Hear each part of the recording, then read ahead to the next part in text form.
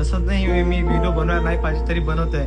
हे माझ्या खास मित्राचा शॉप होतं जिथे की ते वडापाव सेल करायचं.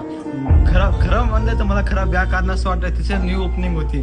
मी त्याच्या ओपनिंगला गेलो होतो 1-2 महिने झाले त्याच्या दुकानला आणि फक्त कारण एवढंच होतं दुकान जायचं की लाईन आली आणि लाईन झपकन नाही गेली. त्या कारणास्तव थोडासा स्फोट झाला म्हणून ती मदत पडली. बघलं तर काय खपकन आग लागली होती पुन्हा यांच्या. सांगायचं तात्पर्य असा उद्देश की फक्त थोडंसं लाईट का लक्ष द्या. तुमच्यामुळे आज कोणाचं नुकसान झालंय. पण खुर्ची सुद्धा पिकवली, बाहेरचं नाव वगैरे सगळं पिकवून गेलं. पुढे दुकान जायला काहीच राहील नाही. आपल्याला पूर्ण रिनोव्हेशन वगैरे करावं लागते, सगळंच करावं लागते. माझ्या स्वतःच्या मित्राचा दुकान होते खूप खराब असते माझ्या चेकअप. ते MSC वाल्याने त्यांना विनंती आहे की लाईन यायची तर या काय घाला पण असं येणं जाणं करू नका. त्याच्यानं खूप माणसासाठी अशी स्फोट होत आहे.